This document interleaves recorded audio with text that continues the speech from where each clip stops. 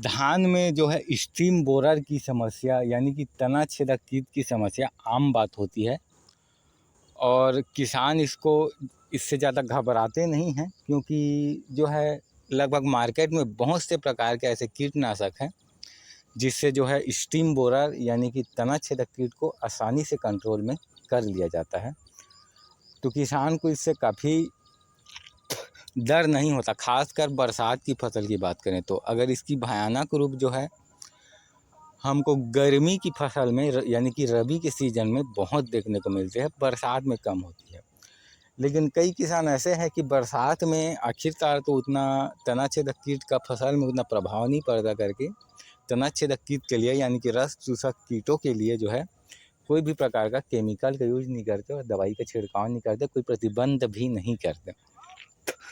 तो उनको इस प्रकार से जो है भयानक रूप से तना छेदक की जो है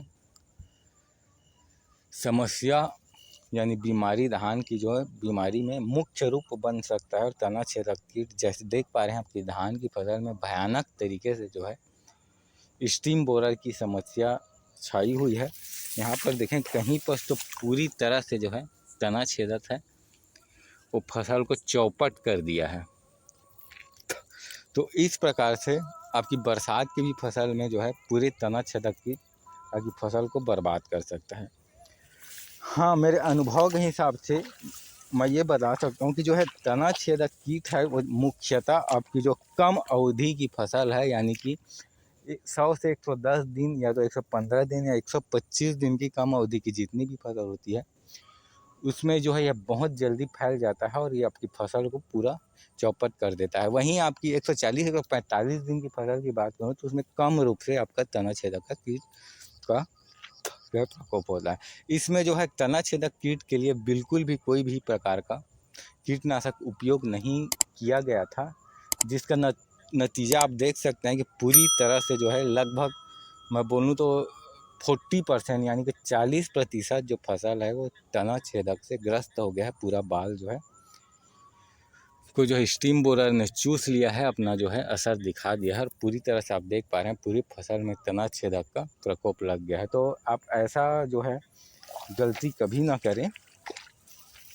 बरसात की फसल में भी जो है अगर तना छेदक स्टीम बोरर लग जाए तो बहुत भयानक रूप ले लेती है और आपकी फसल को लगभग 40 से 45% तो इसमें तो चौपट हो ही गया है और इससे और ज़्यादा आपकी फसल को लगभग 60 से 70% तक जो है चौपट कर सकती है। तो आप एक बार या 2 बार अपनी फसल में गभोत की अवस्था में तना छेदक जो है कीट का प्रयोग नियंत्रण के लिए केमिकल का प्रयोग, कीटनाशक दवा का प्रयोग, चाहे वो रासायनिक हो या जैविक हो, कोई भी तरीक़ा से आप ज़रूर करें, वरना आपकी जो है फसल को स्टीम बोरर पूरा बर्बाद कर देगा, चौपट कर देगा।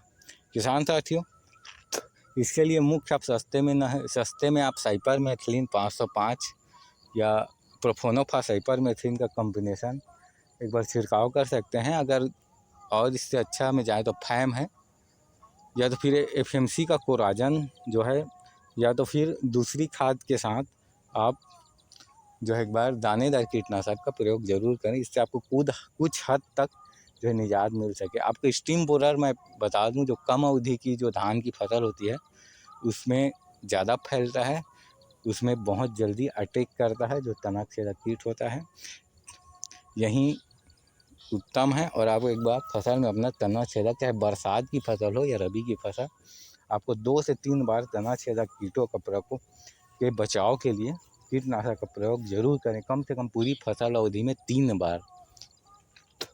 और आप महंगे पे जा रहे हैं या तो एफएमसी कोराजन हुआ तो 2 बार तो निश्चित तौर पर करें, तभी आप जो है तना छेदक कीट से कुछ हद तक निजात पा सकते हैं। यही तो वरना आपकी फसल इस प्रकार से पूरा चौपट हो जाएगा और आपको लगभग 60 से 70% तक जो है नुकसानी झेलने को पड़ जाएगी। किसान साथियों, फिलहाल आज के वीडियो में बस इतना ही। वीडियो अंत तक देखने के लिए आपका बहुत बहुत धन्यवाद।